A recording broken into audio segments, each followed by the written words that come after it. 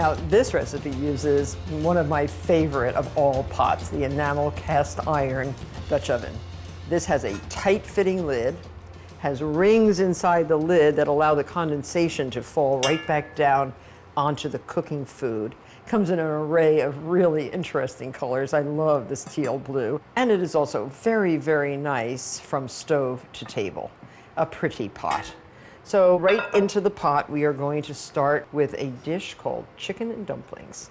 We're using 3 tablespoons of butter and our mirepoix, 1 small onion, very finely chopped, 2 celery stalks, sliced or chopped, 3 carrots, peeled and chopped, and 2 teaspoons of fresh thyme leaves. Just the leaves, not the stems. So that is what we call a mirepoix. Put that right on the stove and saute until the vegetables start to exude their natural liquids and start to soften. The dumplings themselves, well, they're very easy to make. You need 1 cup of flour, 1 teaspoon of baking powder, 1 teaspoon of salt, and mix this all together, and 2 tablespoons of icy cold butter.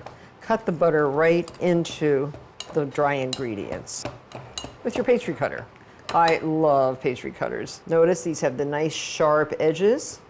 It's a great tool and something that you should really have in your kitchen drawer. Butter should be in small chunks, sort of a texture of coarse oatmeal. You want fluffy biscuits on top of your chicken.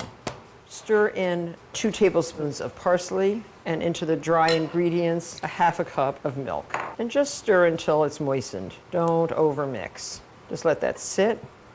We have 1 1/4 pounds of chicken breast, skinless, boneless, cut into like 1-inch cubes, and some lovely green beans, a 1/2 pound cut into, approximately inch pieces. These are going to go into our wonderful mirepoix. Oh, this looks good. Isn't that a colorful thing, the mirepoix? I love the orange and the green and the white of the onions.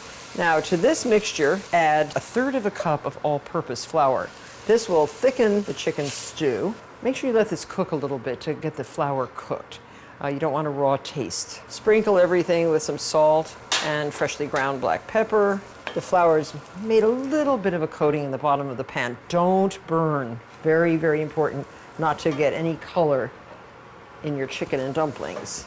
So now add your stock, gradually scraping the bottom of the pan. Now bring this to a boil. Add your chunks of chicken, stir, simmer for 5 minutes. So now add your string beans. Cook for another couple minutes before you place your dumpling dough on top. This is all done on top of the stove. Can you believe it? Use 2 tablespoons for this task and just drop the dumplings right on top of your stew. Now, keep this at a moderate simmer, cover, set your timer for 12 minutes, and the dumplings should be cooked through, be puffy, and the chicken stew underneath, perfection. I think the dumplings are cooked through. They are steaming and puffy, and I think we can serve the chicken and dumplings.